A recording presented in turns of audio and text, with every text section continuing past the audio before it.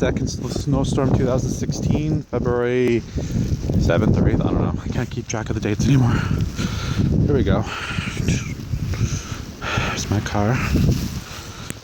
I haven't driven in a couple days because I work from home and I don't have to.